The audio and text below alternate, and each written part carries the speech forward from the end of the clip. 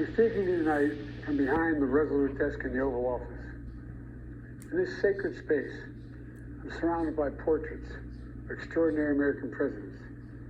Thomas Jefferson wrote the immortal words that guide this nation. George Washington, who showed us presidents are not kings.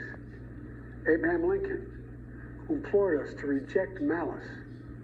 Franklin Roosevelt, who inspired us to reject fear. I revere this office, but I love my country more. It's been the honor of my life to serve as your president.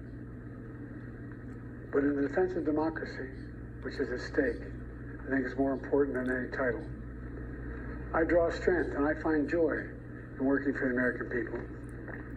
But this sacred task of perfecting our union, it's not about me. It's about you, your families, your futures. It's about we, the people. And we can never forget that. And I never have. I've made it clear that I believe America is at an inflection point.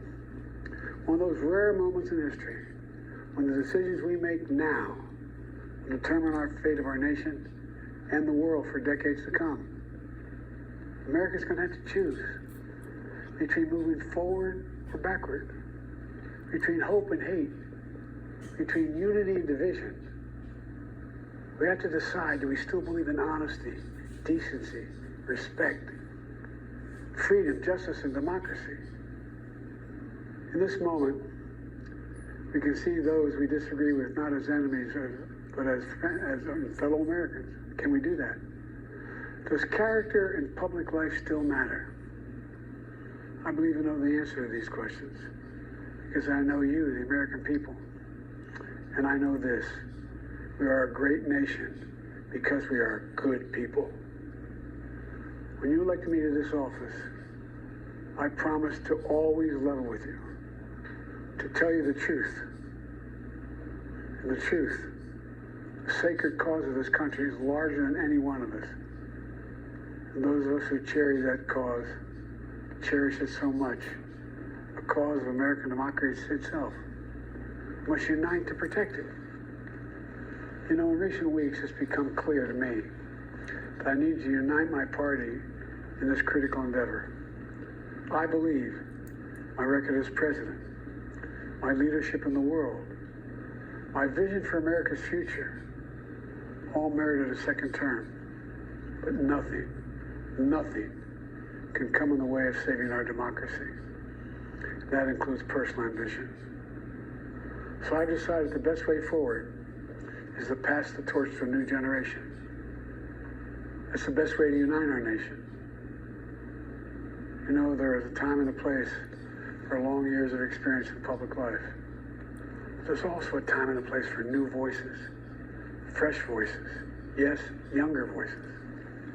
And that time and place is now.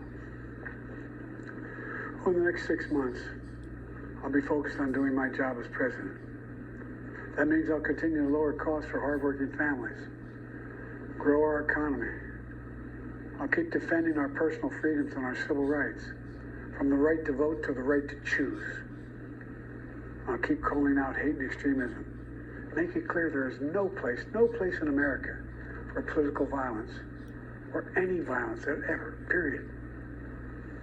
I'm going to keep speaking out to protect our kids from gun violence, our planet from climate crisis that is the existential threat. And I will keep fighting for my cancer moonshot so we can end cancer as we know it, because we can do it.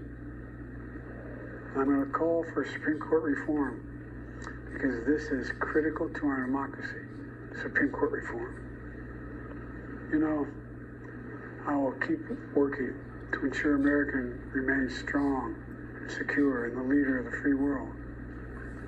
I'm the first president in this century to report to the American people that the United States is not at war anywhere in the world. We'll keep rallying a coalition of proud nations to stop Putin from taking over Ukraine and doing more damage. We'll keep NATO stronger, and I'll make it more powerful and more united than any time in all of our history. I'll keep doing the same for our allies in the Pacific. You know, when I came to office, The conventional wisdom was that China would inevitably